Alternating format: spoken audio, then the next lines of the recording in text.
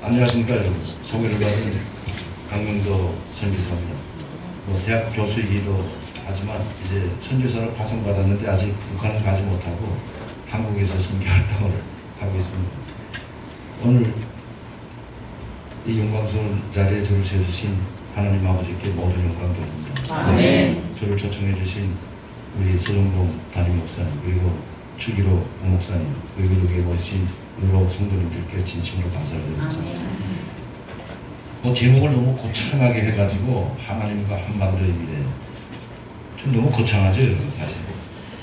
근데 사실 우리 한반도 미래를 생각할 때 하나님을 떼어놓고는 저는 생각할 수 없다는 걸 알기 때문에, 여러분들은 항상 하나님과 함께 하시고 하나님과 함께 생활하고 주님을 믿으며 주님의 자녀로 생활하고 있기 때문에 그런 내용을 잘 모르고요.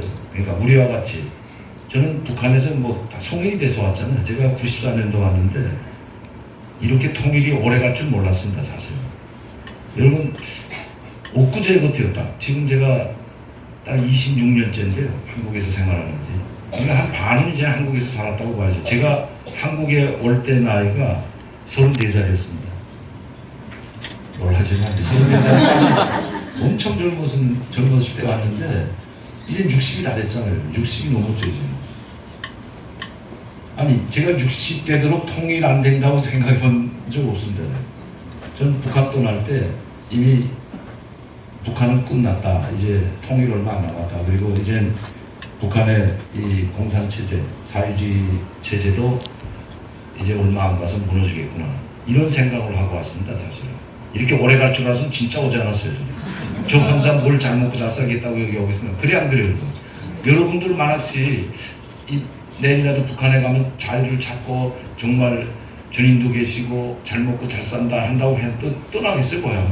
혼자 가서 잘 먹고 잘 살라고 떠나는 사람이 있어요. 자식 부모 다 버리고 그 미치지 않고는 떠나지 않습니다 여러분. 그럼 넌 왜 안 해? 좀 미쳤으니까 왔지. 당연히 그때는 미쳤죠 당연히. 그리고 항상 제가 말씀했지만 진짜 10년 내 5년도 못 간다고 생각했어요. 그럼 내가 먼저 가서 이 통일에 대비해야 되겠다. 통일보다도 그냥 남과국이 이게 평화로운 통일보다도 북한 체제가 무너지고 김일성, 김정일이 망명하려고 했다면 여러분들 믿겠습니까 여러분? 제가 북한 떠날 당시 직업이 김일성 주석궁에 있었습니다. 주석궁. 우리 청와대하고는 게임이 안 돼요. 청와대는 주인이 몇 번에 한 번씩 바뀝니까 여러분? 5년에 한 번 바뀌어요. 이건 별거 아니에요. 이거 잠시 맡아놓고 있는 거예요. 대통령이 자기 거 아닙니다 이거. 5년 동안 여러분들이 맡겨놨어. 너 우리 생활 좀, 우리나라 좀 잘 이끌어달라. 우리 좀 생활 좀 잘하게 하고 좀 잘 살게 해주고 좀 편안한 생활을 할 수 있도록 네가 좀 맡으라고 여러분들이 맡긴 거 아니에요. 그래 안 그래요? 5년. 근데 뒤끝 처럼 막 놀잖아. 막 따뜻하고 치고 잡아. 5년 동안이 뭐 할 수 있어요 여러분? 아무것도 할 수 없습니다 여러분. 5년 동안에 하려고 하다가 보면 다 뒤죽박죽되고 엉망이 되고 다 감옥 가는 길이에요. 그 5년 동안에 자기가 욕심에 사로잡아가지고 하나님 말씀대로 가야 되는데, 나는 청와대만 들어가면 말씀대로 사는 사람 보지 못했어요. 말씀대로 살면 감옥들 안 가죠. 역사적으로, 이거 내가 북한 이야기한다면 다시 또 한국 이야기하는데, 역사적으로 감옥 안 간 대통령이 있으면 나와보라 그래요. 있어요 없어요 우리나라? 이승만 때부터 이제 문재인 대통령 안 간데 끝나봐야죠 이제. 그러면 그 전까지. 그러면 여러분들 아마 이럴 거야. 두 사람 안 갔다. 누구냐? 그럼 누가 안 갔어요 여러분? 김용삼하고 김대중이만 안 갔어. 노무현은 감옥 가기 싫어서 죽었잖아요 일단. 자 여러분, 김대중, 김용삼 안 갔다고 했지만 대신 누가 갔어요? 아들이 간 거는 제가 가는 게 낫지. 뭘 아들 보고 대신 가서 하려고 했는 거예요. 아들이 무슨 권력을 가져서 돈을 다 떼먹어서. 김용삼 아들 250억 그 무슨 주식 그 사건에 걸려 들어가지고 그때 250억 횡령 때문에 감옥 갔고, 김대중 아들은 3명이 다 감옥 갔다 왔어요. 그러니까 부끄러운 노릇이에요 사실은. 그 다음에 노무현 대통령은 땅속으로 갔고, 그 다음에 대통령 이명박, 박근혜 다 갔잖아요. 아니 저 청와대만 가면 좋은 사람도 저는 감옥 가는 데는 것 같아 내가 봐서. 욕심 때문에 그래, 욕심 때문에. 지금 북한 거예요 북한. 근데 북한은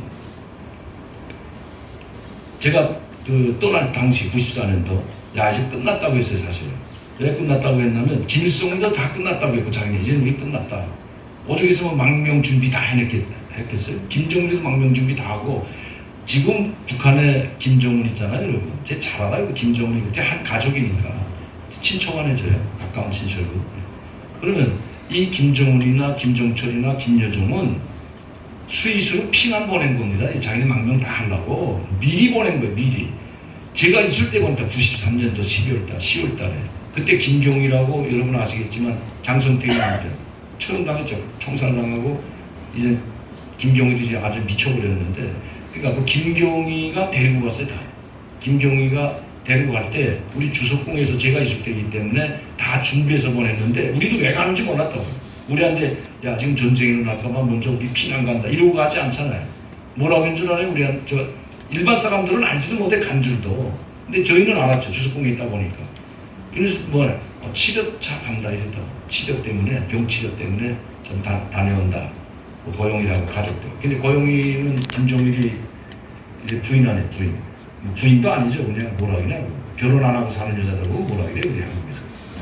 어쨌든 결혼 안 하고 사는 여자예요. 고용이는. 결혼한 여자는 있습니다. 정식으로 결혼한 여자는. 김영숙이라고 저도 잘 알아요. 그 김일성 종합대학 다녔고 그 다음에 이제 비서로 속이 있잖아요. 아니 비서다기는 우리가 뭐랄까 요비서 수석비서관 말고 이 비서 행정비서로 김정일이 집무실에 있었어요. 그러니까 막 청와대 같은 이 김정일이 당장에는 집무실에 비서를 하다가 김일성이 그 여자가 똑똑하다 해가지고 결혼시켜줬다. 난 그 아버지도 잘 알아요. 제가 청진에 있을 때 청진에 갔다가 한 기차 타고 오는데 그때는 이제 기차 평양에는 간부들은 기차가 이제 전용 열차라고 해가지고 김일성이는 전 열차 12방통이 다 자기 거지만 간부는 하나, 열차 통짜 있죠, 한 방통. 그거 하나가 간부 전용 열차야.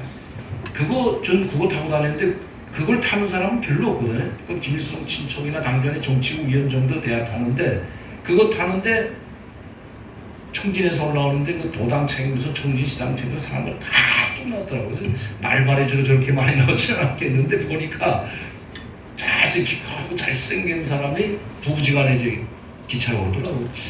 좀 물어봤다고 내가 청진 시당 책임에서 나왔길래 친척이었거든. 아니 삼촌 저 사람 누구야? 야 김정일이 장인이다. 김용숙이 아버지라 그러더라고. 그 아버지가 청진 공산대학 부총장이었습니다. 부총장. 그러다 이제 79년대에 올라온 거예요. 김용숙이 때문에. 그런 김용숙이는 김일성이 결혼시켜준 여자가 김용숙이라고 김정일의 본 마누라가 있는 겁니다.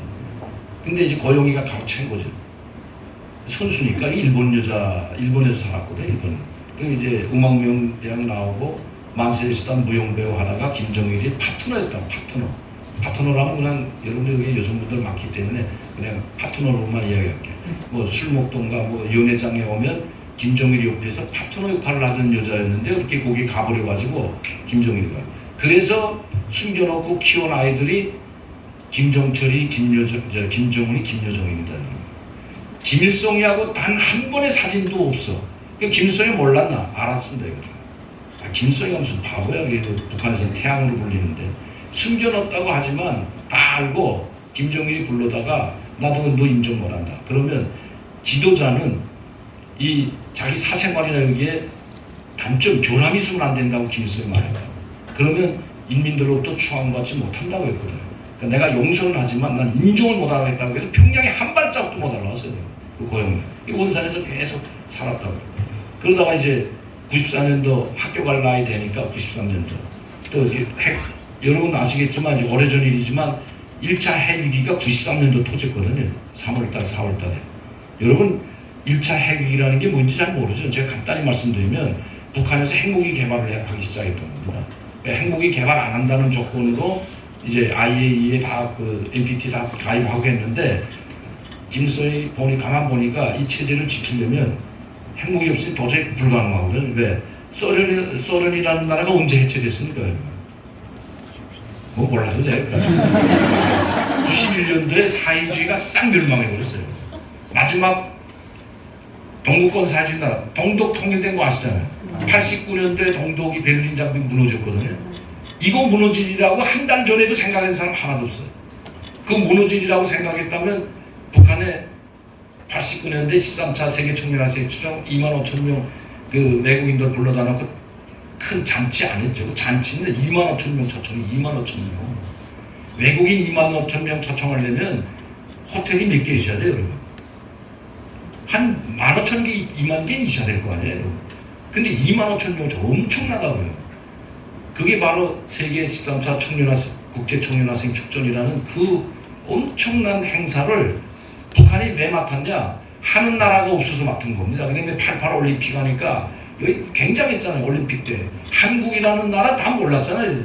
노스코리아, 사우스코리아 알아요. 외국 사람들이 사우스코리아가 어느 기때부터인지도 뭐 지금도 모르는 사람 많아요. 요새 한류 때문에 좀 많이 알지만 내가 어디 외국에 가면 당신 남조선 사우스코리아, 코리아 사람이나 물어보는 게 아니고 일본 사람이나 물어봤댔죠.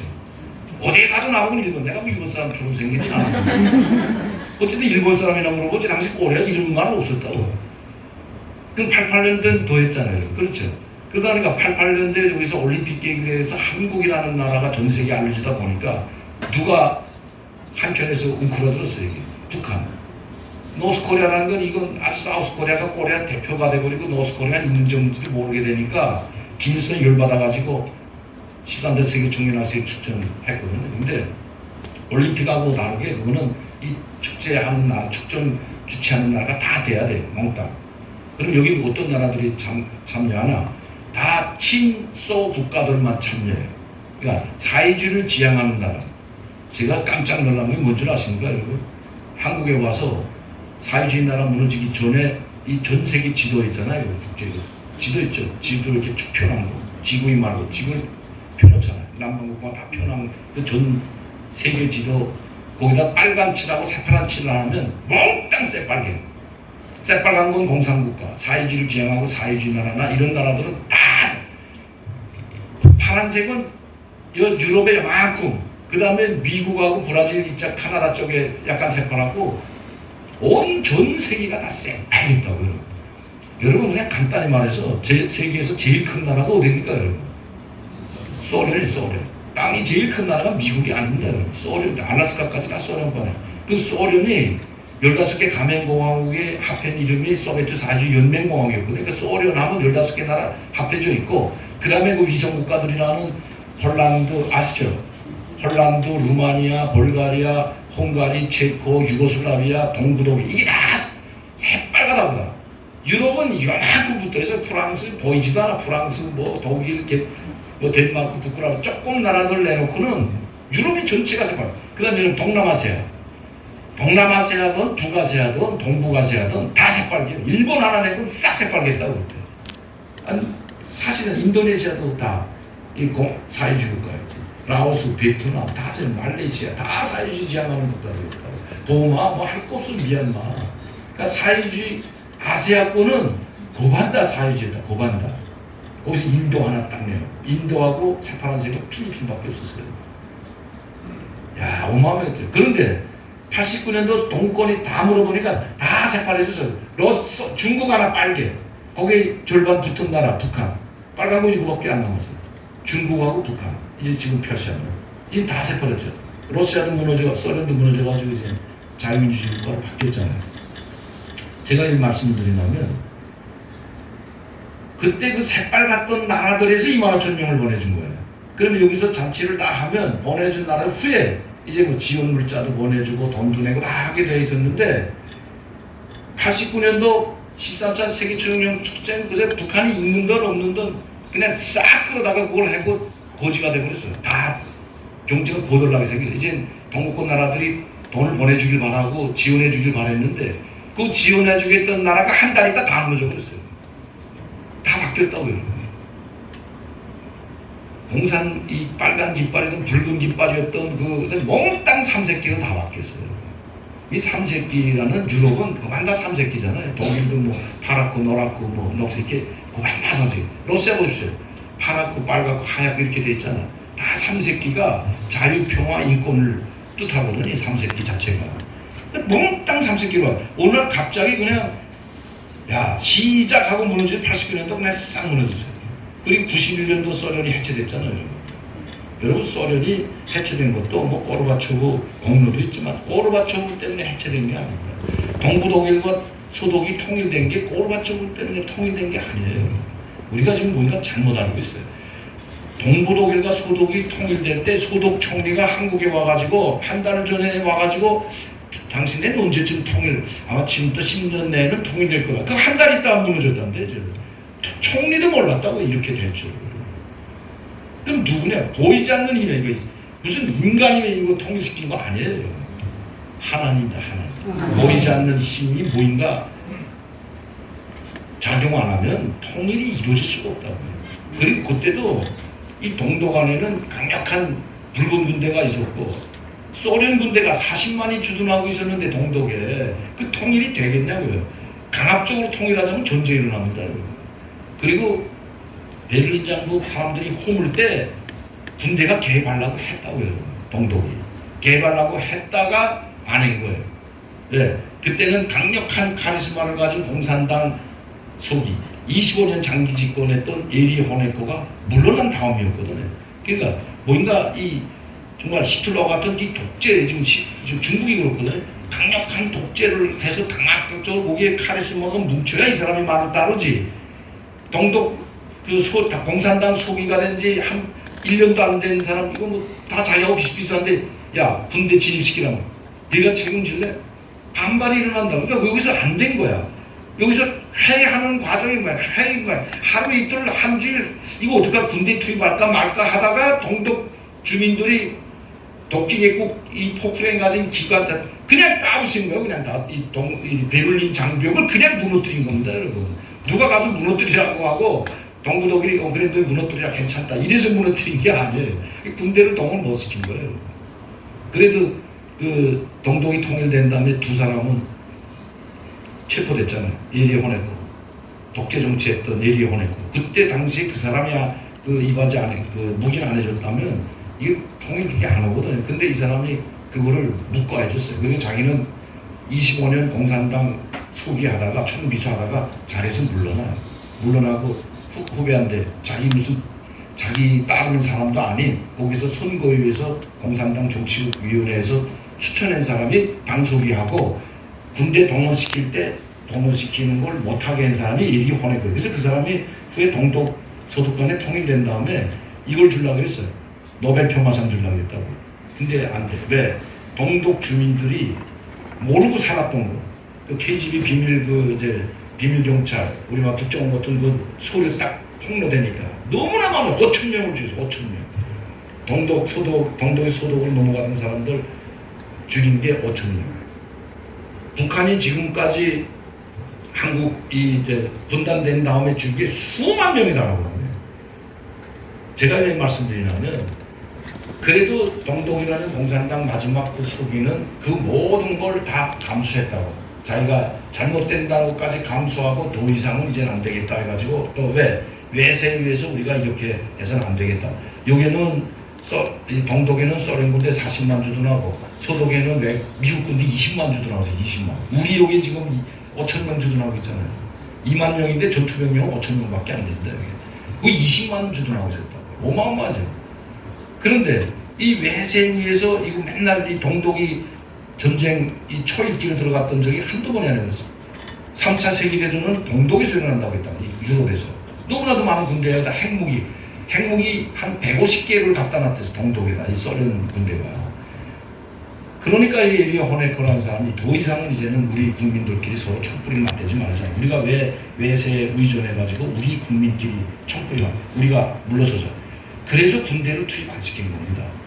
그리고 소련하고 협상을 해가지고 소련 군대를 철수시켜요. 철수된 다음에 1년 있다 통합을 합니다. 그 전에 베를린 장벽 무너졌다고 해서 80년대 통일된 게 아니에요. 90년대 통일합니다. 90년대 합의에 의해 가지고 동독 사람들이 연수가 서독에 다 자본주의 공부배워 각 그 주마다 동독에 있는 공무원들이 서독 가서 다 배웁니다. 그리고 나서 1년 있다 서로 협상해서 하거든요.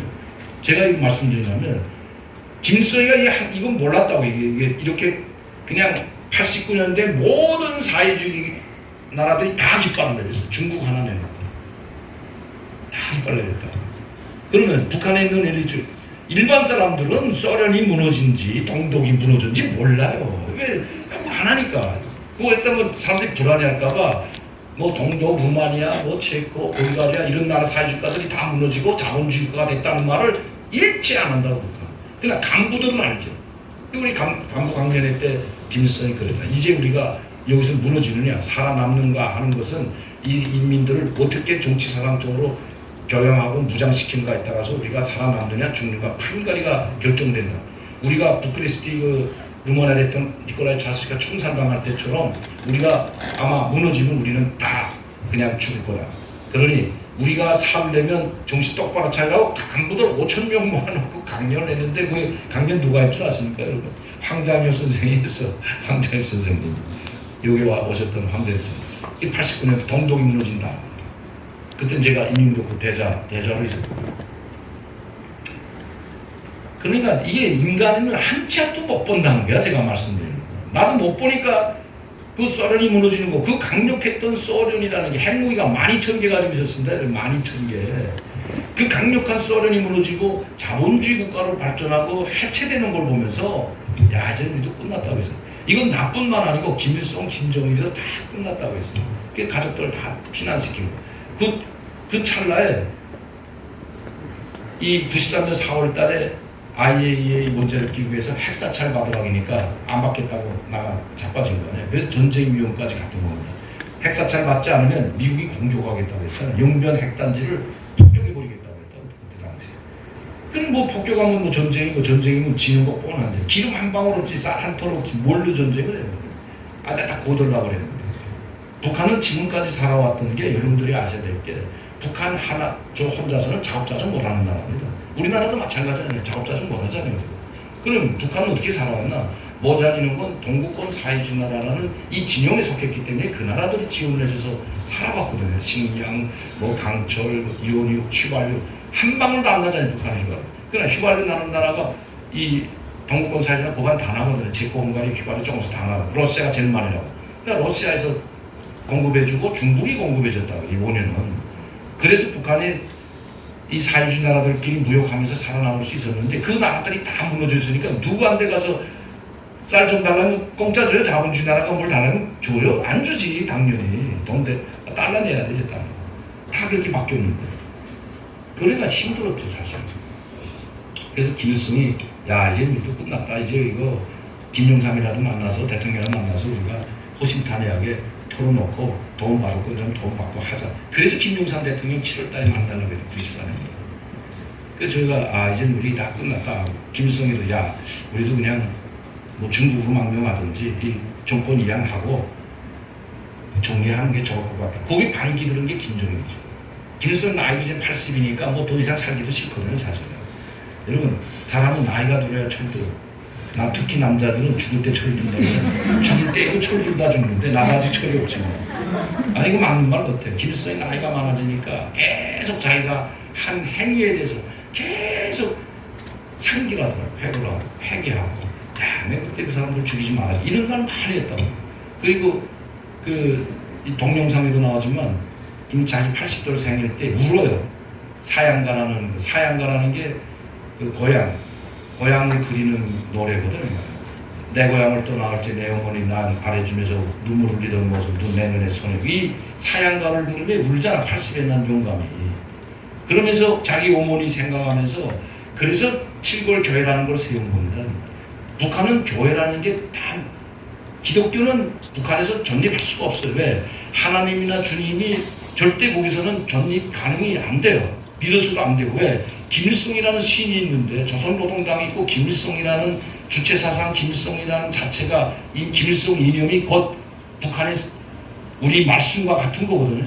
그런데 거기 주님하고 주님 다 믿으라 하면 하나님 말씀. 북한은 김일성, 위대하신 김일성이 교시라고 했잖아요. 말씀을 교시. 교시는 왜 교시라는데 무조건 집행하고 받아들여야 되는데 가르칠 교자서 교시라고 해요. 교시. 이건 김일성만 교시라는 말. 김정일 동지께서 다음같이 교시라 이런 말 안 합니다. 북한은. 오직 김일성. 유일신이기 때문에 북한에서는. 그런데 하나님 인정하겠냐고.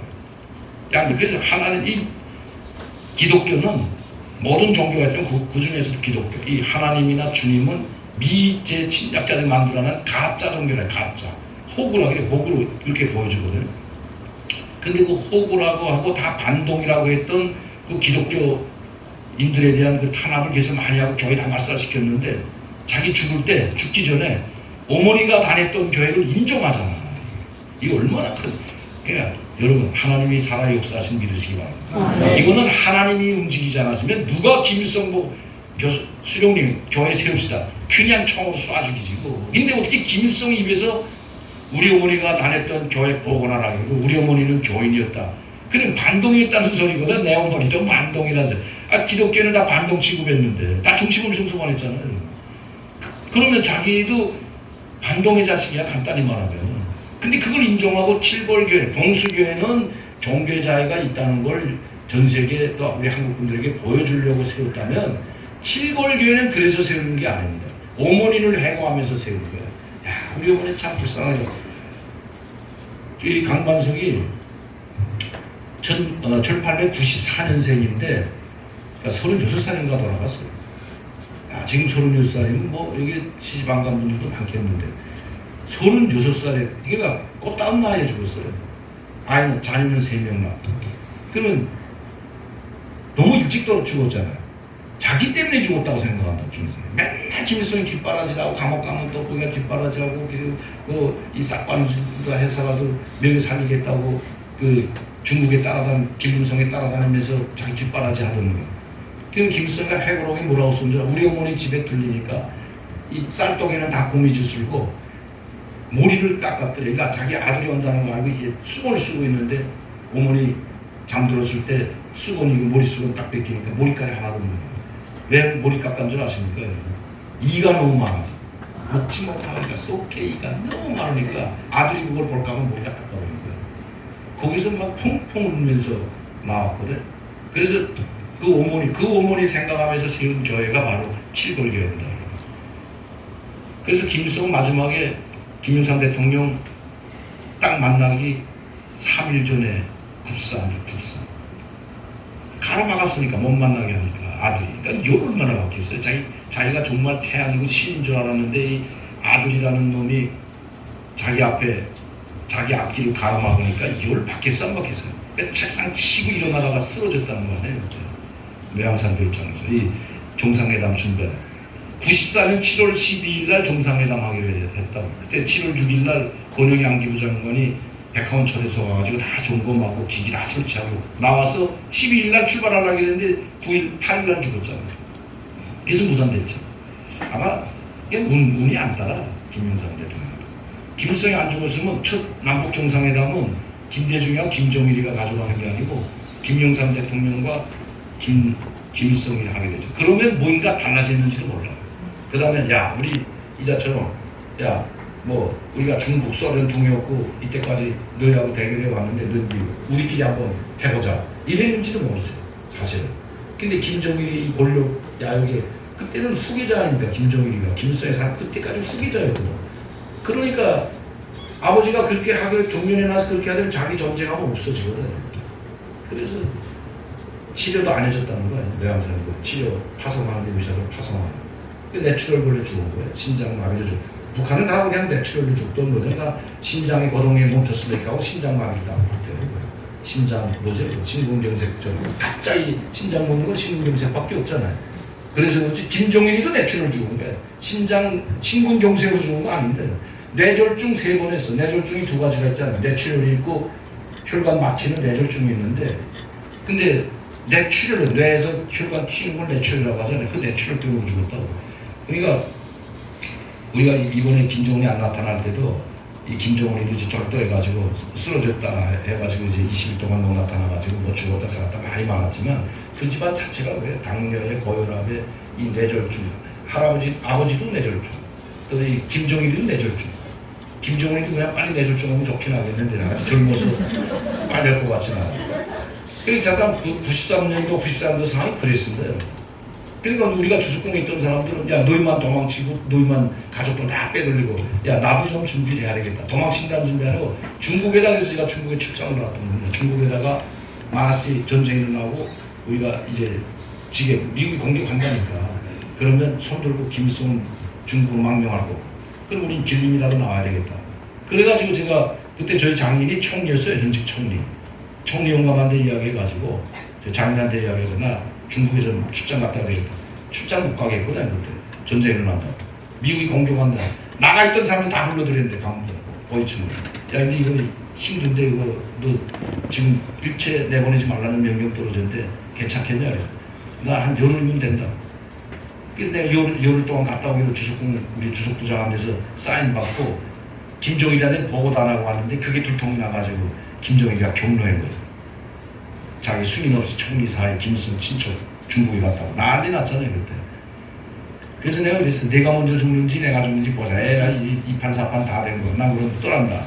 아니지 이거 이제 뭐 몇 년 가지도 못할 게 미국으로 간다 해서 미국으로 간다고 미국 가기로 하고 가족들한테 다 이야기하고 제가 떠난 겁니다. 그래서 미국 가려니까 중국에서 미국 갈 수 없잖아요. 근데 독일을 갔어요 지금. 독일 소독 가서 그 뭐 이야기하자면 너무 시간이 긴데 소독에 가가지고 제가 대사관에 3일 있었습니다. 미국 대사관에. 소독 본이라는 도시가 있는데 그 본이 소독 수도였거든요.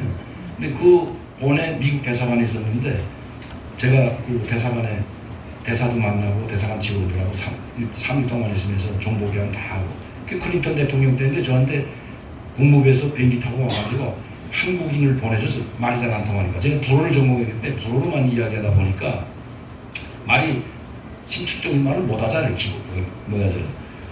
모든 그 정보라든가 모든 그 말이 자유롭지 못하다니. 그쪽도 프랑스어 한다는데 잘 못해. 나보다도 몰라요.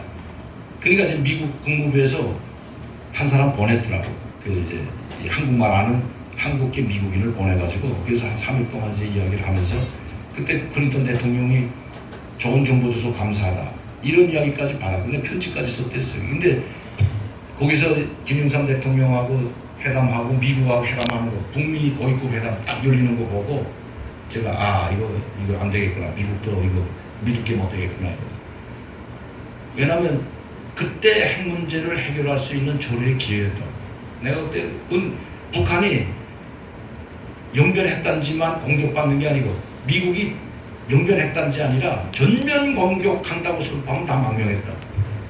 내가 말했잖아요. 기름 한 방울 없어도 93년, 94년인데 기름이 한 방울이 없어가지고 소해바다 경비정이 바다에 나가지 못했다. 경비소로 못 나갔다. 해군의 기름이 한 방울, 공군 기름 한 방울. 왜? 아까도 말씀드렸잖아요. 89년도 아주 고돌라버린 데다가 동국권 사진하는데 지원받기로 했던 거 하나도 못 받다 보니까 기름 한 방울 안 나가. 이미 저축했던 건 3, 4년 동안 다 써버렸죠. 굶어 죽을 수는 없잖아요. 다 저축했던 물자를 싹 써버리고 하나도 없었다. 그래서 우리는 어떻게 생각하냐. 야, 우리가 아무런 준비도 없다는 걸 알고 미국이 핵 문제를 걸고 넘어지면서 우리를 공격하려고 하는 거야. 이렇게 생각했죠. 야, 이제 끝났다. 이렇게 생각했다. 그래서 트럼프 대통령, 클린턴 대통령한테 그 이야기를 했더니 이야기하더라고요. 이번에는 절대 그냥 넘어가지 않는다. 근데 미국이 그렇게 그 내용 알고 상당히 자기네가 정보하고 다 맞춰보고 인공위성을 다 보고 있었으니까 맞춰보고 이게 신빙성이 있다. 이번에 영변 핵단지 공격해야 되겠다고 했는데 돌연 이게 취소되더라고요. 근데 이거 왜 그랬냐 했더니 후에 한국 와서 알게 됐잖아요. 한국 와서 김영삼 대통령이 핵을 오게 뭐라고 쓴 줄 아십니까? 전쟁이 일어날 건 내가 막았다.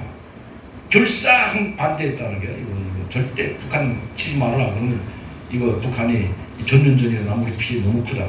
피해는 다 도망칠 준비하고 비행기 대기시켜놓고 자기 가족들은 다 독일, 동독과 저 스위스로 다 보내놓고 있었는데 그게 정보가 없었다는 게 김영삼 정부 자체. 그때 영변 핵단지 폭격한다고 비행기만 떠서도 그냥 북한은 다 풍지박산나고 중국은 아마 다 피신 것일 거예요. 이제 다 지나간 일이지만 그걸 스스로 저는 그때 이해 안 됐어요. 그러다가 제가 김영삼 정부에서 김일성이하고 깨졌잖아요. 그 김일성이가 죽으니까 이제 정상회담 다 깨졌잖아요. 그 다음에 이제 완전 강대강으로 갔던 거 아닙니까, 다시. 그래서 제가 그때 당시 한국에 오려고는 생각도 안 했어요. 한국에는 제가 어떻게 오게 된 건지 아시면 한 달 동안만 여기 와 있으라 해서 한 달 오기로 하고 26년 걸린 거예요, 지금. 난 한 달 있다가 당신이 마음이 없으면 당장 미국에 보내준다 해서 난 그때는 미국으로 가려고 했거든요. 그러니까 그때나 지금이나 똑같아요, 여러분. 한국은 절대 자기 결심대로 못하는 나라입니다, 이거 한국은. 못해요. 왜? 우리는 북한이 아니잖아요. 우리는 국제사회 공동체 속에서 사는 나라이기 때문에 굶어 죽고 뭐 필리핀처럼 굶어 죽을 것 같고 뭐 2,000불로 떨어지려면 제 마음대로 하면 되죠. 미국 말도 안 듣고 뭐 국제사회 유엔하고도 상관없이 그냥 북한 핵무기 가지든 말든 지금 우리 문재인 정부 하듯이 그래 너 북한하고 손잡고 하자. 뭐 너희 핵 좀 있으면 못했단 말이야. 여러분들 가만히 생각해. 북한이 정상적인 거면 핵 있으면 괜찮죠. 우리가 지금 여러분들 잘 아시지만 러시아, 강력한 러시아 핵무기 8,000개 아직도 있습니다. 한 4,000개 폐기했다고 해요. 8,000개가 있어요. 8,000개. 중국 약 한 400개 핵무기 가지고 있어요. 일본은 이제 만들기 시작. 내일부터 핵무기 만든다 하면 10,000개를 그냥 1년 내에 만들 수 있는 잠재력을 가지고 있어요. 일본은. 만들면 그냥 조립만 하면 핵무기야. 저희 플루토늄은 그렇게 많이 가지고 있어요. 그런데 그럼 이 열강들 속에 틈에 끼인 우리는 옛날부터 한번 생각해. 우리 조선반도라는 게 중국 아니면 러시아 아니면 일본 아니면 어디가 붙어야 살았어 안 살았어요. 그래도 6.25 이후에 미국하고 붙었으니까 그만한 이만큼 그래도 미군이 주둔하고 있으면서 이 러시아나 소련이나 중국에 흔들림이 없었거든. 우리를 함부로 보지 못했다. 그래서 오늘처럼 발전할 수 있었지 말씀드린 게 없었다. 안 하고 그냥 이 틈에 남북한이 갈라졌으면 벌써 없어져서 대한민국이라는 거예요. 북한한테 벌써 맥힌 지가 오래요. 제가 말씀드리자는 이게 뭐냐. 그러면 우리는 여기서 살아남으려면 핵무기 가져야죠. 당연히. 남한이 진짜 핵무기 가지면 남북한 통일이 된 다음에 북한 핵무기가 우리 거만 되면 얼마나 좋겠어요. 그게. 근데 우리 거 되기 전에 우리 몰이 떨어지니까 그게 문제지. 그래 안 그래요? 저게 정상국가가 아니잖아요. 그리고 지금 한 거 봐요. 문재인 대통령이 그렇게 잘해주는데 지금 입에 거품을 물고 달려들어. 지금 김여정 어제 뉴스 보셨어요 여러분? 못 봤어요 여러분? 김여정이가 한 거? 야 입에 담지 못할 그냥 아주 그 탈북자들이 삐라뿌렸다고 해가지고 그걸 핑계거야. 그거 뭐 삐라가지고 뭐 그 별거 아니거든. 그걸 투집 잡아서 그냥 아주 문재인 정부를 그냥 아주 야 막 씹어 삼키듯이 욕하고 있어요 지금. 너희 아주 막 입에 담지는 못해. 뭐 살문소대가리는 건 아무것도 아니야 지금. 못 먹은 게 미친 게는 그건 아무것도 아니야. 인간 오물도를 뭐 이 오물 청소하듯이 청소해야 되는데 이거 저 청와대도 그 왜 그러냐. 북한이 이번에 김정은에 딱 보니까 이 한국 정부는 이게 미국 아니면 꼼짝 못하거든. 좀 미국하고 탁 뿌리치고 자기네하고 금강산 관광도 열고 개성공단 열고 남북교류하고 자기네 광물자원 수산자원 좀 사주면 누이 좋고 매부 좋고 다 좋겠는데 맨날 물어보면 미국이 승인 안 해줘서 뭐 딱 미국이다 되니까 그건 사실이거든. 근데 여러분 에이 그래까지 그 미국 직원 헷갈리고 야 너희하고 하자. 대신 우리 공격하지 말라. 우리 어선도선 우리 인민들 우리 국민들 너희 나라 맘대로 가고 여권 가지고 너희 우리 맘대로 오고 경기도 뭐 맘대로 하고 한번 해보자. 이렇게 되면 그리고 핵무기 거기 너희가 알아서 뭐 우리한테만 안 쏘는데 알아서 전쟁이나 중국이나 러시아나 좀 겨누고 저 미국이나 좀 협박하고 이렇게 하면 얼마나 좋아. 여러분 좋아 안 좋아요? 그런데 이 미국이나 이 중국이나 러시아가 다 북한의 핵무기 못 갖게 해요. 이 나쁜 놈들의 중국 놈들, 러시아 놈들. 절대 북한 핵은 여기서는 미국하고 똑같아요 지금. 절대 왜? 이거 북한이 핵 가지게 되면 자기네만 마음대로 안 듣거든요. 그렇다고 뭐 옛날처럼 소련이 북한에 핵무기 없을 때처럼 이리나 저리나 할 수도 없고 중국도 또 북한을 마음대로 이리나 저리나 못 하거든요. 그러니까 이게 핵이 없는 게 낫다고 해요. 그러니까 핵만은 없애라는 거죠. 중국도 러시아도 다. 핵은 절대로 안 된다는 거거든. 한국은 자 북한이 우리를 공격만 하고 우리가 정말 손잡고 남과 북이 한반도 평화 미래로 가면서 핵은 너희가 가지고 있으면서 가면 우리 거기에 북한의 해구산 아래에 있으면서 대동강에 가면 좋은데 자 그렇게 되면 미국이 용서를 안 하죠. 왜? 북한이 아까도 말한 정상적인 국가가 아니야. 아무리 내가 봐도 저건 정상적인 국가가 아니거든.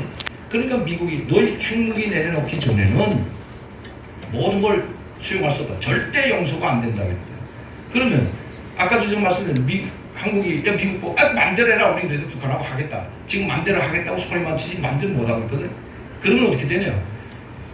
외국 자본이 싹 떠납니다. 미국이 여기서 그래? 너희 맘대로 해봐라. 세컨더리 보이콧은 둘째고 그래 그러면 너희하고 우리 한미동맹 파괴다. 우리 한국에서 미군 철수하고 너희끼리 잘 살아봐.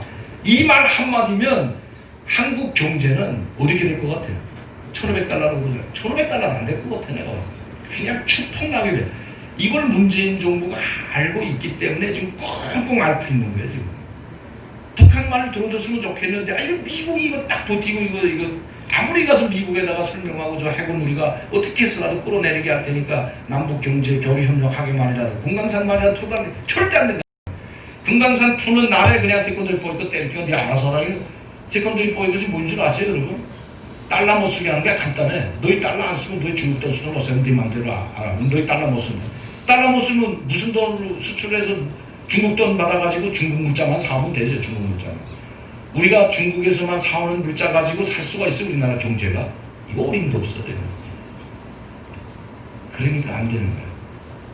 그래서 북한이 정상적인 국가가 아니라서 그럽니다. 정상적인 국가가. 왜? 테러 국가들하고만 손잡고 지금까지 테러 국가들을 지원해줬기 때문에. 그래서 제가 말씀드리는 건 뭐인가 될 듯 말 듯. 여러분 아마 저는 처음부터 야 지금 잘못하고 남북 정상회담 하고 막 할 때 사람들이 막 들떠가지고 굉장했다고. 야 이제 뭐 다 풀릴 줄 알았어요. 뭐 김정은이 이 문재인 대통령 9.19 회담할 때 북한 평양에 초대해가지고 막 인민들 앞에서 연설하게 해주고 하니까 뭐인가 야 이거 뭐인가 이제 남북 관계 풀리고 이산가족 상봉하고 뭐 다 풀린 줄 알았죠. 내가 그랬다고 처음부터 1차 정상회담 뭐 판문점 왔다 갔다 하면서 판문점에서 하고 4월달에 그 다음에 또 6월달에 또 북한 쪽에 넘어가서 했잖아요. 6월달 4월달에 하고 5월 말에 하고 9월달에 했는데 세 번 할 때 잘 논다. 두고 봐라. 내가 이거 남북관계 풀릴 손까지 장진다 했어요. 문제는 핵에 가서 다 걸리기 때문에 북한이 핵을 포기할 생각이 전혀 없다고. 전혀 없어요. 핵 포기하는 순간에 북한은 그냥 북한만도 맞아요. 김정은이 말. 핵만 없으면 이미 없어졌어. 저 북한 나라. 북한 나라 벌써. 근데 핵 때문에 미국이 트럼프가 만나지 핵 없다면 트럼프가 저 김정은이 자기 아들보다도 딸보다도 더 어린 김정은이하고 만나주겠어요, 여러분? 근데 핵무기가 있으니까 만나주거든. 근데 그 핵무기 버린다고? 그러면 한번 생각해봐. 초인류 국가라고 하는 최대 강대국이라고 하는 미국이 왜 북한 김정은을 만나죠? 여러분? 핵 때문에 만나주는 거야, 핵 때문에. 핵을 가지려고 했던 나라는 미국한테 다 얻어맞아서 다 죽었어요, 대통령이. 리비아, 이라크, 시리아 지금 다 얻어맞거든. 이란은 핵을 가질 생각도 못해. 이란 핵 가지는 순간에 이스라엘하고 전쟁입니다. 뭐 깨져요. 그러니까 핵을 엄두도 못 내. 핵 가지는 실력만 내지. 그런데 지금 북한은 지금 이제 걷잡을 수 없이 됐거든, 상황이. 누가 이렇게 만들어놨다고 보면 오바마 대통령이 정권 8년 동안 잡는 동안에 전략적 인내라고 해서 너희 실컷 만들어봐라. 그까지 핵폭탄이 100개 있어도 우리 무섭지 않으니까 너희 만들어. 그리고 봉쇄만 하고 아예 상대를 안 해줬잖아요. 그러니까 그 봉쇄한 속에서 핵무기를 100개 만들었어요. 그 전에 한 20, 30개 되던 게 지금 100개가 됐다고. 그러면 100개가 있다고 하면 그 다음에 이게 컨트롤이 안 돼요. 거기다 대륙간 탄도미사일까지 또 만들었어요. 이제 그걸 다 제어하셔야 되는데. 뒤에서 그냥 모든 걸 올인해가지고 핵 개발과 대륙간 탄도미사일에 올인해가지고 미국까지 갈 수 있는 대륙간 탄도미사일에다 소형 핵무기까지 만들었어요. 그럼 이제는 미국이 점점 커졌다. 이거 이제 나갔다가는 만약 북한을 지구상에서 트럼프가 말하듯이 싹 없애버리지 않으면 자기네한테 피해가 있다는 건 이제 명백하다는 걸 알거든요. 이제 알죠. 그래서 지금 미국의 고민도 많이 보고 있는 거죠. 그러니까 미국은 절대 북한이 테러 국가들하고 계속 손잡고 뭐 아프가니스탄, 알카에다 다 이거 다 지원 누가 해주냐. 북한에 주는 거예요. 북한에는 테러 학교가 있어요. 북한에 모란봉 학교라고, 모란봉 학원이라고. 거기는 아프리카, 그다음에 동남아 이런 그 군사 훈련 시키는 그 사람들. 그러니까 알카에다고 뭐고 이라크, 이란에서 훈련 받은 놈들. 그다음에 에티오피아 훈련 받은 다 이 모란봉 학원 출신들이에요. 에티오피아 대통령이 모란봉 학원 출신 아니에요. 그러니까 이렇게 테러하는 테러 위험성 있는 나라들과 연계돼서 군사교육을 시키니까 미국이 이거 핵무기까지 가지고 핵물질만 조금 북한에서 빠져나가가지고 미국에 들어왔다 하면 이건 난리거든요. 그러니까 이거 도저히 핵무기만은 절대로 안 된다. 이건 안 된다는 거예요, 북한이. 그래서 지금 압박을 하고 있는데 문재인 대통령이 지금 계속 미국 핑계만 대고 있다고 보는 거예요, 김정은이. 너희가 좀 뭐 공강산 관광 같은 거 미국 눈치만 열어줄 수 있고. 자, 그 다음에 뭐죠? 개성공단. 이건 얼마든지 지금 재개할 수 있는, 왜 이거는 유엔에서 고른 게 아니라 박근혜 대통령 결단으로 문 닫았기 때문에 대통령 결단을 하라는데 유엔 2597에 딱 올려버려가지고 이제는, 그때는 이게 없었거든요. 이거 개성공단 중지할 땐 2597호라는 유엔 결의 총회, 유엔 안보리 총회 없었어요, 결의안이. 그래서 대통령 결단으로 이건 끝낸 건데, 이제는 그 이후에 2017년에 이게 생긴 겁니다. 2016년도 2월달에 개성공단 폐쇄했잖아요. 근데 2017년 10월달에 김종일이 대륙간 탄도미사일 쏘는 바람에 2012월달에 2397이라는 가장 강력한 수산물 하나도 들어오지 못하게 하는 그걸 체결한 게 2017년도인데, 거기 모든 게 걸려있어요. 광물자. 북한의 일체 돈이 단 한 달러도 못 넘어간다고 돼 있어요. 그 결의안에, 유엔 안보리 제지안에. 그러니까 지금 개성공단을 대통령 결단으로 열지도 못해. 그거 열으려면 유엔 안보리가 통과돼야 되는데, 중국, 러시아는 해주겠지만 미국이 한 나라도 반대하면 안 되거든, 이게. 그러니까 이게 안 되는 거예요. 만약에 그걸 어기고 북한이 개성공단 열고 돈 물자 주고 돈 주고 했다면 어떻게 될 것 같아요? 우리 경제가, 우리나라가 경제제재 당합니다. 우리나라. 그러니까 뭐 문재인 대통령도 꼼짝 못하고, 그러니까 문재인 대통령이 할 수 있는 범위 내에서 한번 찾아보라 한 게 개별 관광한다니까. 개별 관광. 그따 우리가 개별 관광 돈 대품 받자고 노예한테 북한에서는 안 되고 그랬어요. 북한에서 개별 관광 있다고 하지도 오지도 말아라. 성명 발표했다는데. 하려면 전면적으로 하고 안 하려면 관두라는 거야, 북한. 그리고 지금 막다른 골목에 쳐있거든요. 그러니까 악밖에 안 남았어요. 이제는 보이는 게 없어. 그러니까 뭐 김여정이 왔을 때 여러분들 뭐 문재인 대통령이 얼마나 칭찬했어요. 스타가 됐다느니 뭐 팬클럽이나 생겼다 하더라고, 김여정이. 진짜 생긴지 모르겠는데. 팬까지 생겼다고 해요. 김여정 팬클럽도 아마 생길 거라고. 이렇게 추켜세웠던 김여정 입에서 상문 소대가리라는 말이 나왔다. 그 여자 입에서. 못 먹은 개가 도열하기 진대. 대통령을 못 먹은 개라잖아요. 김여정 입에서 나온 건데. 그러니까 내 말씀은 뭐냐. 이제는 남북 관계를 이렇게 가서는 안 된다는 거예요. 이번에 또 삐라한다고 그냥 바로 청와대가 법 제정한다고 하고 김홍걸 의원은 이번에 발의했잖아요. 이거 무슨 뭐죠? 삐라 살법 군지법 바로 발의하고. 그랬다고 북한이 돌아서는 나라 아니라는 거예요. 우리가 강할 때 북한이 수그러들지, 이렇게 그냥 삶은 소대가리처럼 놀면 그냥 삶은 소대가리 먹긴 좋죠. 못 뜯어서.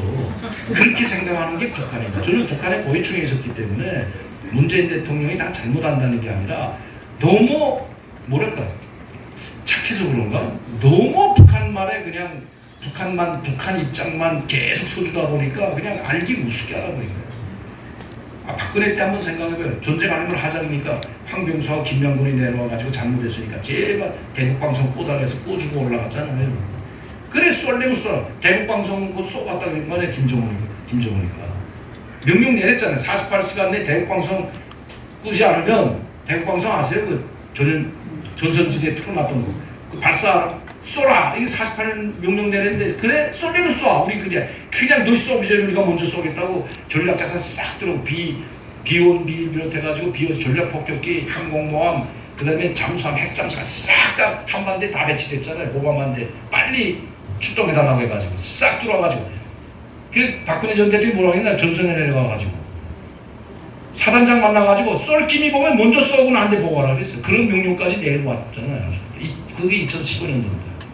근데 뭐 북한이 그런 명령 내리면 좀 쫄 줄 알았는데, 좀 아이고 이거 큰일 났다 할 줄 알았는데, 더 강하게 나오고, 그래 한번 해보자. 에이 판사판. 근데 더 웃기는 건, 전선지대 나가니까 연천하고 동두천 갔는데, 거기 있는 마을 사람들, 나이 많은 사람들, 그때는 뭐 사지 얘기하고 공격 48시간 내 지금 북한이 공격한다는데, 내가 그 강령 갔는데 그래요. 그전에는 다 피난 갔대. 옛날에 이런 거 전쟁한다 하면 다 뭐 아들네 집에 대전을 다 가는데, 방공호에도 들어가기 싫어서 안 들어가는데, 방공호에 밤에는 다 들어가라 그랬거든. 그때 당시에. 근데 방공호도 당연히 안 들어간대.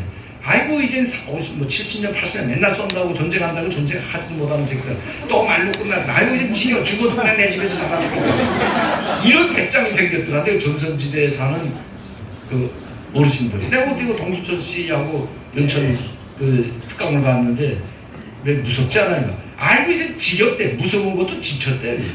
에이 맨날 피난다니 맨날 방공호 들어가라 그러고 뭐 전쟁한다고 포탄 하나 나면 맨날 방공호 들어갈 때 방공호 있어요. 그 마을 들인다. 거기 피난 가라니까 아이 다시 아이 싫다고.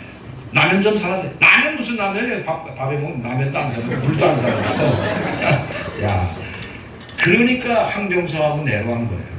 그래 한번 해보자. 그때도 우리 군대도 그렇고 많은 국민들도 에이 그래 한번 붙어보자 그랬던 거네 다. 기까지 뭐 한 번에 전쟁하면요 저거 2시간도 못 버팁니다. 그때 미국 전략자산 들어온 그거면 아유 북한 어림도 없어. 저 북한 핵무기 물론 핵무기 그렇다고 핵무기 함부로 쏘겠어요. 또 쏘겠고 놔두겠냐고 미국이.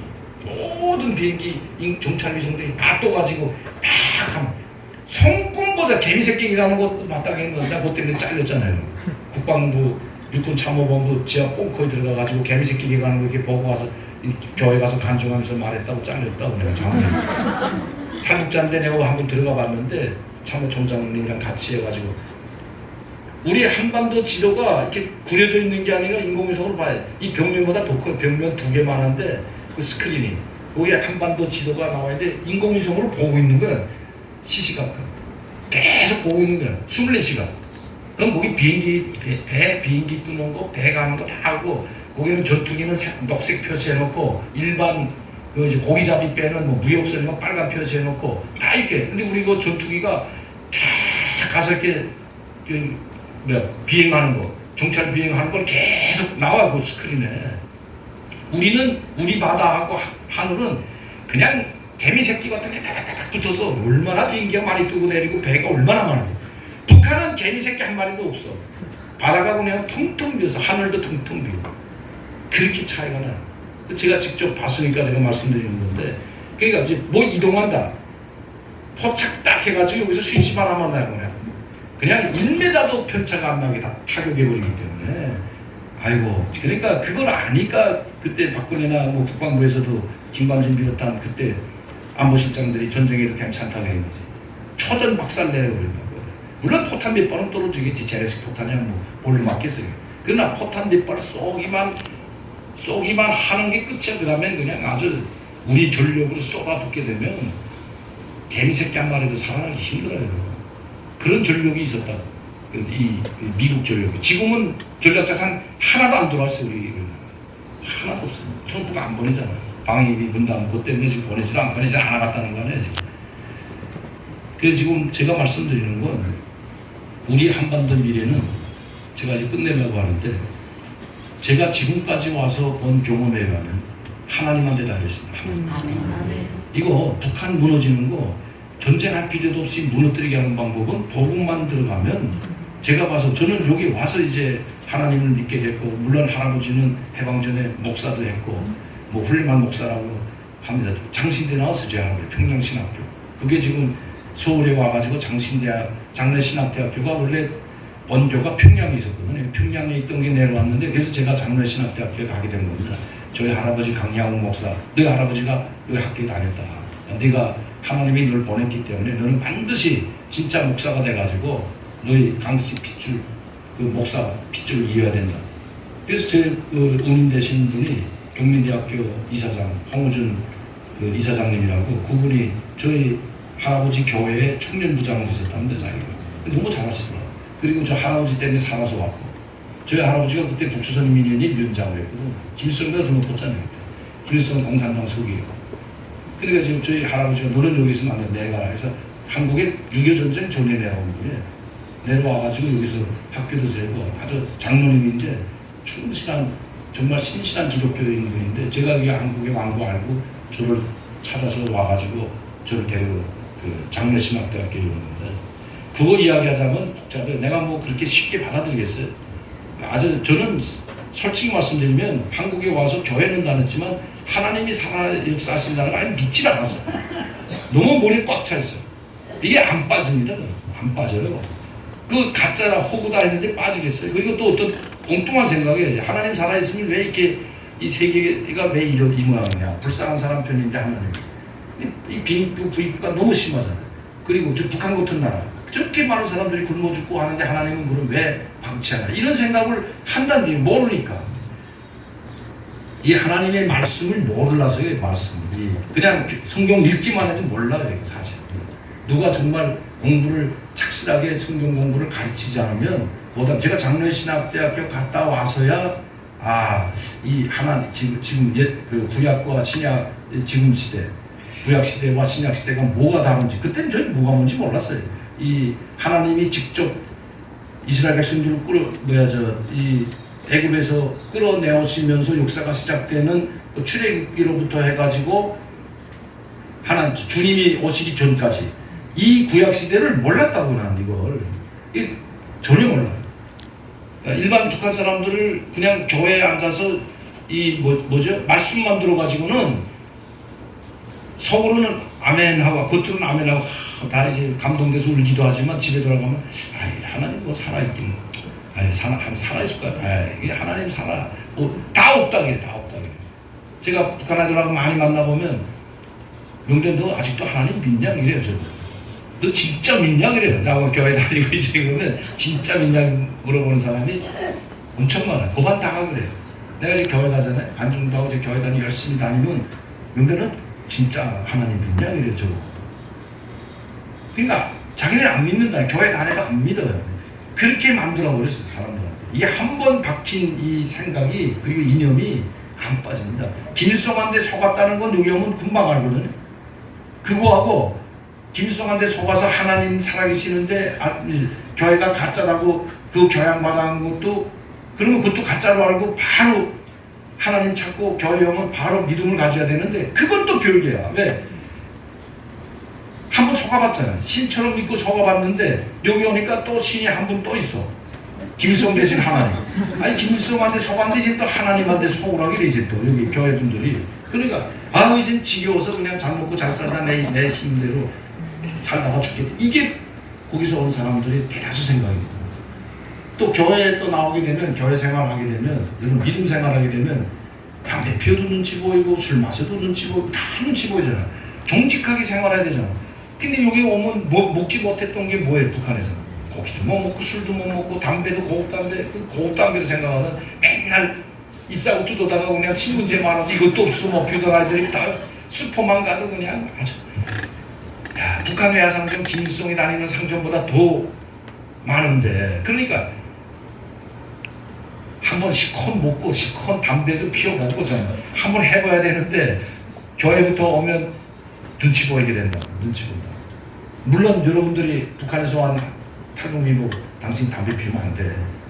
그런 사람 하나도 없어요 사실은. 그렇지만 다 눈치 보이죠. 나 이거 담배 뭐라고 하지 않을까. 차라리 그러면 안 가는 게 낫지 뭐. 편하게 담배 피우고 술 마시는 게 낫지. 다 그렇게 생각하고 너무 못 살고 못 먹고 속아와서 그러냐. 너무 속았기 때문에. 그래서 여러분들이 여기는 탈북민이 계시는지 모르겠지만 탈북민을 대할 때는 한번 대하면 이 사람 정말 안 되겠걸 할 때가 많아요. 정말 욕이 나올 때가 많을 거야. 그렇게 되면 점점 더 안 믿죠. 그래도 그나마 교회에 오는 사람들은 그나마 교회 와서 믿음 생활 좀 해보겠다고 한번 해볼까 마음 다 잡고 오는데 조금 이제 성경 공부도 안 한다고 넌 왜 성경 공부만 해? 북한에서 유의사상치기 공부만 너무 해가지고 저작선지 김일성 공부 너무만 해가지고 공부도 하면 지겨워. 나도 지겨운데 이제. 맨날 공부 학습에 쪼들렸거든. 매주 학습해야 되고 그 다음에 연구 발전해주면 그거 토요일마다 연구 발표하고 그 다음에 또 생활총화 때 생활총화 해야 되는데 그걸 조직생활이라고 합니다. 북한에서. 여기 오니까 또 이제 하나님 조직생활로 착각하고 있어요. 하나님 조직생활로 생각한다고. 그러니까 이 웃을 일이 아니라 이 사람들을 어떻게 끌어들여야 돼. 이 사람들 생각에 그게 딱 머리 박혀 있습니다. 그러니까 이 사람들을 어떻게 교회에 정착시키고 믿음으로 정착시키기 위해서는 어떻게 해야 되냐. 사랑밖에 없어요. 오직 안아주고 사랑해주고 뿌리쳐 나가면 또 가서 데려오고 뿌리쳐 나가서 굶어 죽은 한송옥 모자 아닙니까? 교회 다니다가 그때 교회에서 좀 관심만 가졌더라면 죽은 지 2달 만에 찾았잖아요. 굶어 죽은 게 굶어 죽는 게 어떻게 죽는지 아세요, 여러분? 여러분들은 굶어 죽는 거 못 봤지만 우리는 많이 봤기 때문에 굶어 죽으면 그냥 앉아서 아무것도 안 먹고 그냥 눈만 멀떡멀떡해서 죽는 게 아니에요, 여러분. 잠들어. 먹을 게 없잖아요. 물 마시다 물 마실 힘도 없어져요. 그 다음에 영양실조 오기 시작하면 이게 누워서 누워있어. 일어날 힘이 없어. 일어나지도 않아. 그때 누가 가서 미음이라도 떠주고 물이라도 먹여주고 일으켜 세우지 않으면 그냥 자다 죽습니다. 눈 감고 그냥 자다가 일어나지 못하고 죽는 게 바로 굶어 죽는 거예요. 뭐 그냥 아무것도 안 먹고 뭐 펄떡펄떡 들어가면 난 굶어 죽는 게 그냥 앉아 있다가 뭐 아니면 뭐 어떻게 돌아다니면서 아무것도 안 먹고 굶어 죽는 게 아니라 쓰러집니다. 일단 기진맥진하니까 집에 누워 있다가 아들도 마찬가지예요. 7살짜리가 무슨 힘이 있겠어. 하루만 못 먹어봐요 여러분. 기운이 싹 빠진다. 물 들어갈 힘도 없어져. 이틀 굶으면. 저는 3일 딱 굶어봤습니다. 3일. 야, 금식 기도하는 분들은 대단히 이거는 하나님이 함께하니까 하는 거지 40일 금식 기도 하잖아요. 3일만 굶으니까 하늘이 노래져요. 노랗해져요. 3일만 굶으니까. 제가 3일 굶어봤거든요. 그 다음에 정말 지렁이도 잡아먹는 때가 된다. 그때는 더 이상 먹을 거 없으면 별걸 다 먹어요. 별걸 다 먹어요. 저는 종치공성서 말씀에서 했는데 제가 시간이 없기 때문에 더 말씀 못 드리겠는데, 그러니까 하나님이 살아 역사하심을 여러분들은 다 믿음 성령으로 충만해서 성령으로 말미암아 하나님 살아 역사하시고 하나님과의 소통하고 하나님과 말씀 대화가 되고 말씀이 음성이 들리지만 처음 온 사람들은 그게 전혀 몰라. 전혀 모른다. 그러니까 성령 충만하기까지가 되려면 그게 얼마나 많은 시간이 걸리겠습니까? 그것도 전혀 하나님이 없다고 생각했던 사람들 속에서. 그렇기 때문에 제 경험으로 봐도 저도 뭐 이제 와서 한 25년 동안 교회 다니면서 믿음 생활을 했지만 실제 제가 성령 충만하고 하나님 살아 역사하신다는 걸 믿게 되고 정말 우리 주님 다시 부활하고 사도신경을 진짜 믿게 됐기까지 몇 년 안 됐습니다. 신학대학교 다니면서도 안 믿었어요. 저는. 신학대학교 다니면서도 그냥 할 수 없이 다녔어요. 할 수 없이. 하도 그 할아버지가 다녔으니까 너 다녀야 되냐. 믿음 충만해서 다니는 게 아니라고요. 근데 언젠가 그게 깨지더라고요. 한순간에 깨졌어요. 나는 그걸 다 말씀드리자면 시간이 없기 때문에 제가 요게 다 써놨어요. 그래서 요게 제가 어떻게 한국에 오게 됐는지 한 달 있다가 다시 가기로 했는데 그 다음에 안 보내줘서 못 가고 지금까지 있는 거예요. 이제는 가라기는 못 가죠. 이 짧은 시간 동안에 모든 걸 좀 살이 정연하게 다 말씀드려야 되는데 뭐 여기 갔다 저기 갔다 막 어떻게 말했는지 저도 잘 기억이 안 나요. 막 여기 갔다 저기 갔다 하는 것 같아요. 근데 이걸 정연하게 말씀드리려면 한 5시간에도 말을 다 못해요. 제가 간증을 한 교회에서 일요일 주일마다 7시부터 9시까지 2시간씩 준 교회가 있습니다. 그래서 일주일 동안 아니죠. 7번 했어요. 7번. 계속 처음부터 마지막까지 쫙 했어요. 근데 한 몇천 명부 교인분들이 7시에 그 다음에 또 무슨 말이 나올까 해서 다 나왔었더라고요.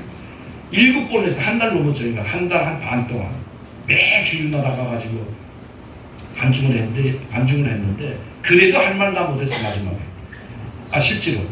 그러니까 처음부터 제가 거기서 태어나서부터 살아오기까지 그 다음에 한국에 올 때 거기서 내가 주석궁에 있으면서 무소불의 권력을 가지고 있었거든요. 사실은 지금 그 권력을 가지고 있다가 여기 뭐 배고파서 한 것도 아니고 살기 힘들어서 한 것도 아니고 자유가 박탈돼서 한 것도 아닌데도 불구하고 여기 왜 왔겠어요?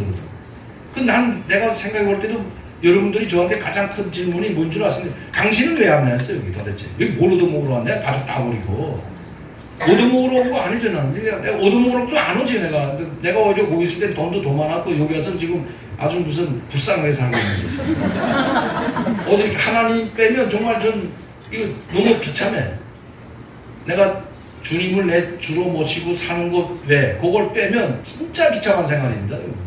북한에서는 그러니까 북한 사람들도 마찬가지예요. 북한에서 살던 것도 힘들게 살았죠. 여기 오니까 더 비참해. 왜? 아는 사람이 한도 없는데 힘들 때 누가 하나 가서 말해 토론할 사람들 북한 토론을 상의할 분이 하나도 없는 거예요. 한번 생각해봐요. 완전 혼자서 자기 혼자서 모든 걸 개척해 나가고 그것도 무슨 여기서 학교를 나온 것도 아니고 초등학교 중학교 고등학교 나온 것도 아니잖아요. 나이 이렇게 많아서 온 사람들은 아무도 없어. 자기 혼자란다는 거예요.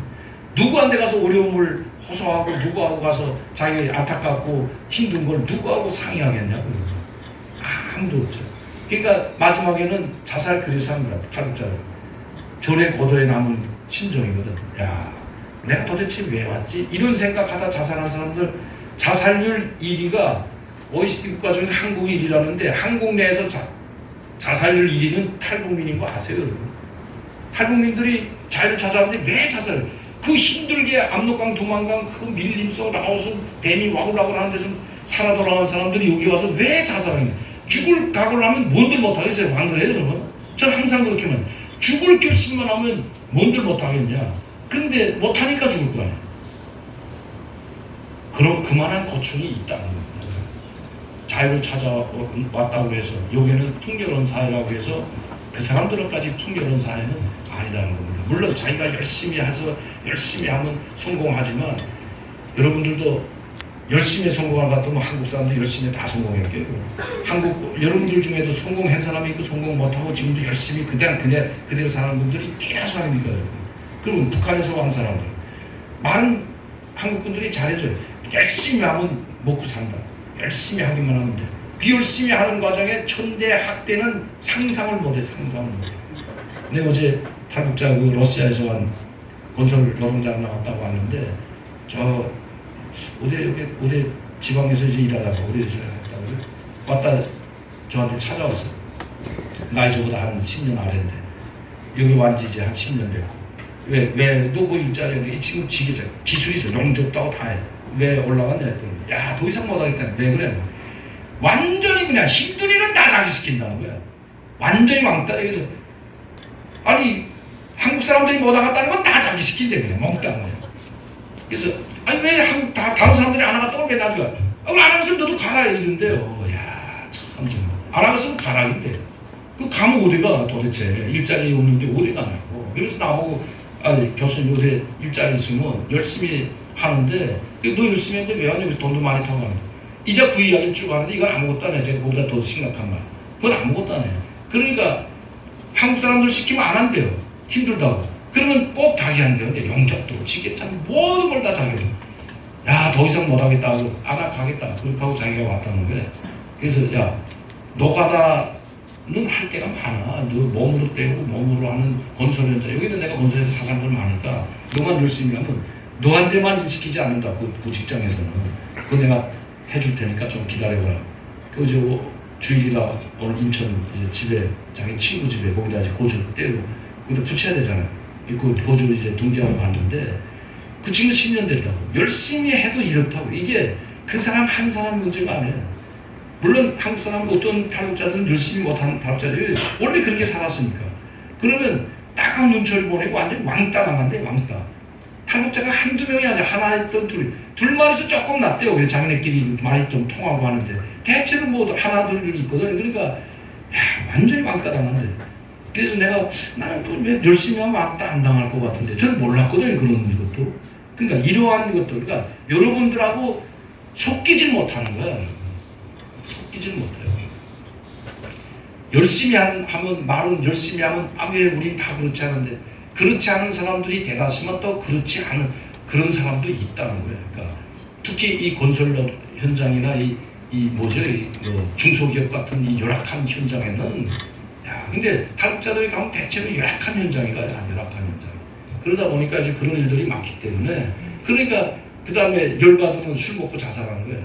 그렇다고 뭐 누구 죽일 수도 없고 막 열받아서 뭐 항의할 수도 없고 이러다 보니까 그냥 여기 직장에 한 직장 모두 여기 있다 이렇게 가다 보니까 또 또들이라고 또 깔건데 또 이력서 쓰잖아. 이력서 어디 가면 그냥 너 오늘 하루 일당 아니잖아. 직장 들어가는 이력서 쓰라면 이력서 보고 아예 받질 않는데요. 3번 4번 옮겨다니는 이력서만 있으면 한국 사람에 대해서는 아무렇지도 않은데 탈북자가 3번 4번 이거 정착하지 못하나 하고 안 받는다는 게 또 그러니까 이런저런 문제점이 상당히 많기 때문에 그래서 저는 이 친구들 보고 너는 내가 여기 와서 먹고 살라고 너도 왔지만 북한을 봐라. 북한에 있는 형제들, 동포들, 북한에 있는 친척, 친구, 고향에 있는 사람들 생각하면서 우리는 언젠가 북한으로 돌아간다는 생각을 가지고 그 희망을 가지고 나. 너는 여기서 정착 못해. 당연하지. 네가 뭐 여기서 태어나기로 했어. 네 고향이야. 네가 뭐 누가 있길래. 우리는 반드시 북한으로 돌아가야 된다. 북한 돌아가서 우리는 고향으로 가자. 이 목표를 가지고 일하는 거예요. 그 희망을 북한에다 두라. 북한 주고 오래 가지 못한다. 오래 가지 못할 때 네가 여기 와서 지금처럼 주머니 빈털거리고 그냥 하루 먹고 하루 살다가 이제 북한에 가는 날이 왔을 때 내가 고향에 가면 너 뭐라고 말하겠냐. 고향 부모 형제들 앞에서 너 고지처럼 살다가 말뺀 우리 버리고 왜 갔냐 이 소리 듣겠냐. 그러니까 여기서 내가 힘들다고 생각하지 말고 여기서 성공한다고 생각하지 말고 열심히 해가지고 나는 북한으로 돌아간다 이 생각을 가지고 한번 해보라. 북한 탈북자들 교양시킬 때 제가 그렇게 교양을 합니다. 그럼 내가 여기서 돈 1,000만 원, 2,000만 원이면 북한에서 내가 제일 부자일 거다 가면. 그 말이 맞거든요. 내가 10년 동안 5천만 원을 마련해라 그래요. 저축을 하고 저축을 하고 5천만 원. 그럼 10년이면 통일되든지 북한이 가는 날이 온다. 그럼 내가 5천만 원 북한 가면 너 부자 아니야. 그때 웃죠. 아, 너 엄청난 부자죠. 5천만 원. 엄청난. 여기서는 별 볼일 없지만 북한 가면 5천만 원 있는 사람이 몇 명 되겠어요. 약 한 5만 불 가는 사람 한 명도 없거든. 일반 주민들은. 그러면 그때 내가 가야 될 거 아니냐. 희망을 가지자. 이렇게 이야기해요. 근데 그 사람들은 이런 생각을 못해. 나처럼 이런 생각을 못하다 보니까 그냥 아주 열받아가지고 술 먹고 그냥 아주 에이 이럴 바에 자살이나 해야 되겠다. 이런 생각을 하는 건 당연하죠. 그러니까 우리가 교회에서 하는 역할이 저는 상당히 중요하다고 봅니다. 많은 역할을 하고 또 탈북자들이 지금 교회 많이 나가고 있고 교회에서 또 많이 도와주고 있고 그래도 교회에서 탈북민들을 감싸 안으려고 많이 도와줘. 그래도 교회에서 교회분들이 도와주려고 하고 저도 제가 다니는 교회 장로님 건설에서 사장을 하는데 그 이야기 한다고 자기한테 바로 보내라고 뭐 지게 잘 때도 있고 뭐 용접할 때는 뭐 엄청 돈 많이 주거든요. 그러니까 그런 장로님들이 사업하는 업체라든가 이런 데 가면 그래도 훨씬 낫죠. 근데 이 친구들은 그런 데 찾지를 못해서 그래요. 너 교회 다니라. 또 교회는 안 다니라. 일단 제가 뭐 두서없이 말씀을 드렸지만 그래서 저는 희망이 하나님이랍니다. 왜냐하면 북한도 그렇고 한국도 그렇고 하나님밖에 우리는 믿을 데가 없다. 하나님밖에 의지할 데가 없다. 이제 여러분 봐요. 지금 이 코로나 사태가 몇 번째인지 아시죠? 몇 번째 재앙이에요 지금. 하늘이 내린 재앙이죠. 여러분 이 코로나 같은 게 지금 처음 아니잖아요. 제일 내가 여기 왔을 때 한 15년 전인가 20년 전에 사스가 왔습니다. 사스. 그때 97년도인가 2000년도인가 그때 잠깐 한 15년 전 사스가 제일 먼저 중국이 난리 났죠. 그때 사스 때문에 중국은 아예 전멸하다시피 했거든. 그 사스 왔다가 근데 메르스 왔잖아요. 메르스 또 몇 년 전에 에볼라 작년인가 재작년에 에볼라 왔어요. 에볼라 이거 다 인간에 대한 바이러스입니다. 그런데 이번에 더 큰 이 코로나가 온 거예요. 이 코로나 지독하잖아요. 지금 코로나에 뭐 이거 걸렸다 하면 일단 뭐 회복도 되는 사람 회복되면 죽는 사람이 엄청 많잖아요. 약 유럽 같은 게 10%가 죽잖아요. 10%가 치사할 10%면 이거 끔찍한 상황이거든요. 자 이제 사스와 이제 코로나가 네 번째 왔습니다. 네 번째 이제 또 뭐가 올지 몰라요. 근데 왜 이렇게 할까? 여러분 생각해봐요. 이번에 코로나 때문에 환경가들이 뭐라고 했는 줄 아십니까? 그러니까 지구에 대한 경고라고 했잖아요. 이거 경제가 움츠러드니까 공기가 맑아져서 안 맑아져요. 이번 군년에는 중국에서 날아오는 그 뭐지? 황사가 얼마 없었어 봄에. 그 황사가 북쪽에서 날아오는 거 바람하고 모래하고 섞여서 이게 아주 독약 같은 그 중금속이 날아왔는데 공장을 또 다 묻어버리니까 이거 깨끗해 공기가 참. 그러니까 지금 경고라 하잖아. 지구에 대한 경고. 하나님이 아름다운 지구를 만들었는데 누가 파괴하고 있어요? 사람이죠. 이건 제가 봐도 정말 우리가 마음이 하나님 대로 돌아가지 않으면 정말 복음으로 돌아가지 않으면 지구의 존재도 저는 위험하다고 봅니다. 하나님이 용서하실까? 아니 저는 그렇게 생각해요. 저는 내가 믿음이 깊고 그걸 떠나가지고 지금까지의 제가 살아오는 경력 쭉 보고요. 그리고 이건 보통 힘이 아니거든요, 사실. 그리고 제가 살아서 여기 와서 여러분들 앞에 간증할 수 있는 이것, 보이지 않는 어떤 힘이 지켜주는 것, 보통이 아니에요, 여러분. 그리고 봐요. 그 이번에 사스, 메르스, 에볼라, 이번엔 가장 이거보다 더 큰 코로나, 이제 또 뭐인가 올지 또 몰라요. 이 경고라고요, 경고. 인간에게 주는 경고. 보이지 않는 뭔가가 힘이 우리한테 계속 경고를 주는데 이걸 모르고 있었던 거예요. 사스는 그냥 지나가겠지. 또 이제 이거 퇴치했으니까 이제 뭐 이렇게 또 그러니까 메르스가라는 또 강력한 게 또 메르스 지나가니까 에볼라가 또 이제 에볼라 지나가니까 이제 또 코로나가 경고라는 겁니다. 경고. 그래서 저는 이제 정말 지금이야말로 하나님 말씀 복음으로 돌아가야 되다.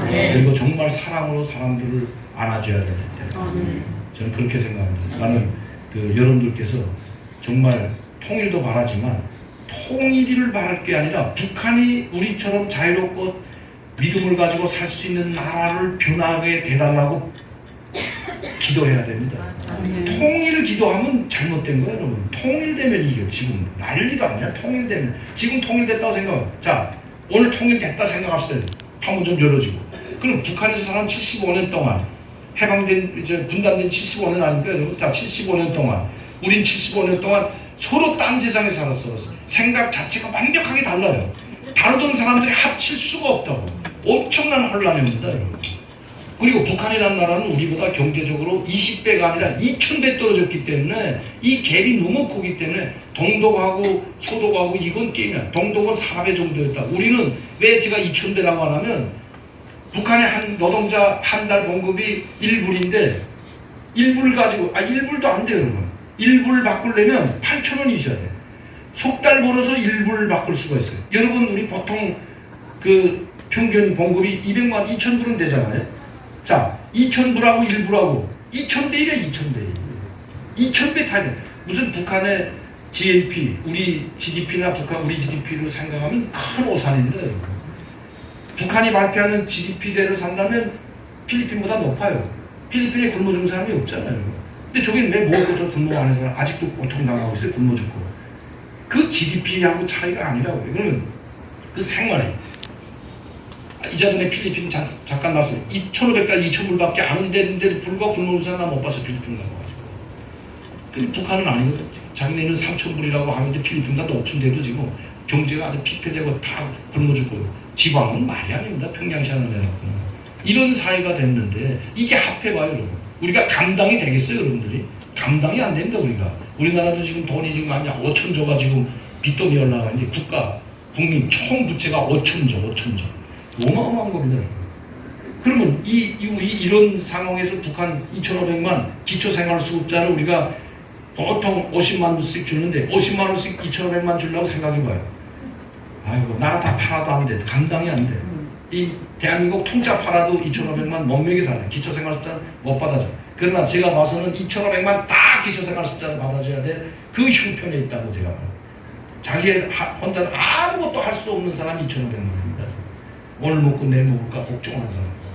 이걸 지금 그때 통일된다. 통일하는 말도 안 돼. 그러니까 어떻게 해야 되냐. 저기는 그럼 왜 저렇게 됐을까?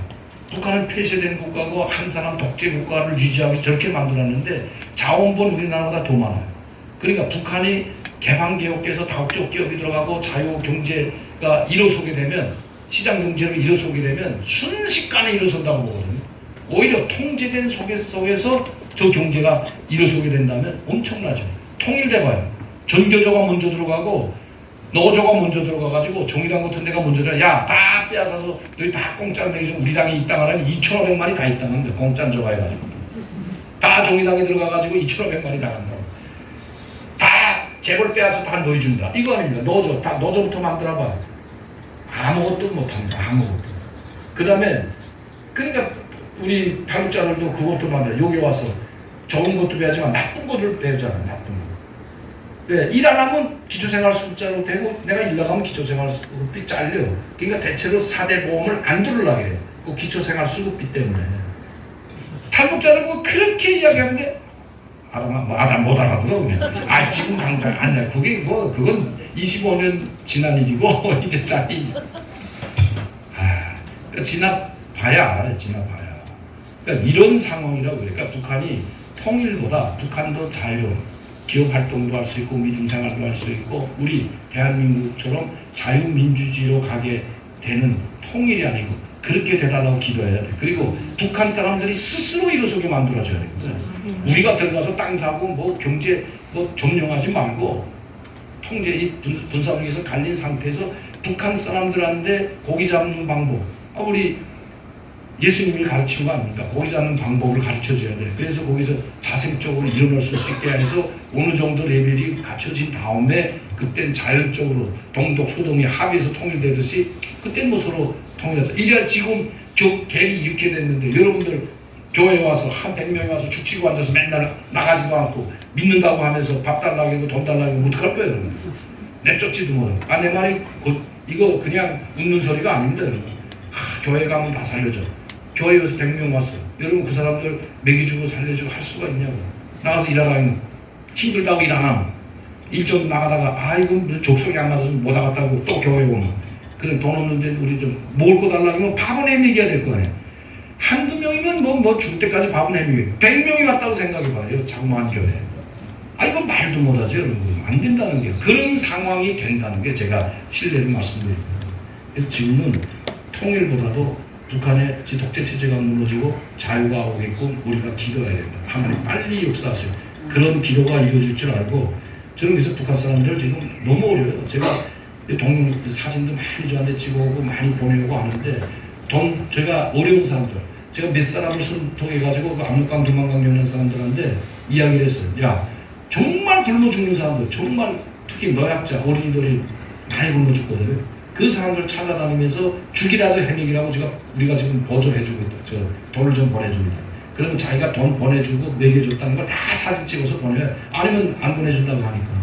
돈 받은 것도 사진 찍고 농장에 그 시장 장마당 상황 다 사진 찍어서 보내주는데 그러면 제가 이제 돈을 보내주면 그 사람들이 그 돈을 가지고 자기도 쓰지만 자기 동네 어려운 사람들 찾아다니면서 밥 먹여줘. 밥도 쌀도 사다주고 죽도 사다주고 무식물도 사다주고 돈을 남깁니다. 병원 갈 때는 치료비 약 사다가지고 이렇게 해서 이걸 누가 하나님이 도와주고 있다고 말하게 합니다. 하나님이 이거 다 그래도 하늘에 계신 분이 하나님 다음도 큰일 나니까 하늘에 계시는 보이지 않는 힘이 계신 분이 도와주는 거니까 그렇게 하고 이렇게 하면서 도와주는 사람 그렇게 해서라도 가난 구제는 임금님도 못하고 하지만 그나마 너무나 불쌍하기 때문에 참아 볼 수가 없어가지고 저희가 그런 일도 하고 있다는 걸 여러분들한테 말씀드리고 오늘 우리 후일하는 단체 총무 제가 대표를 맡고 있는데 이 책을 가져왔습니다. 천국과 지옥이라는 책.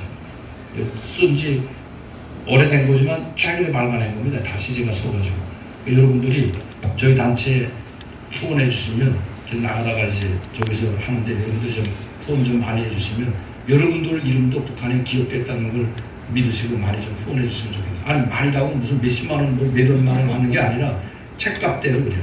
그럼 제가 그리고 이 책 보시면 어떻게 섬겨야 되겠는지 어떻게 제가 사요 다 있습니다. 1분인데 다 있으니까 제가 오늘 하지 못한 말 여기 다 있고 또 하나님 어떻게 믿게 되는지 저희 어머니하고 저희 관계 제가 하나님께 쓴 편지도 있어요. 저도 여기서 자살하려고 했거든요. 죽으려고도 결심했어요. 제가 오자마자 이렇게 화려하게 된 게 아닙니다. 그런 과정이 엄청난 힘든 과정이 다 있었는데 이 책에 있으니까 여러분들이 한번 보시고 그 어떤 탈북민들을 돕는데 도와줬으면 감사하겠습니다. 감사합니다.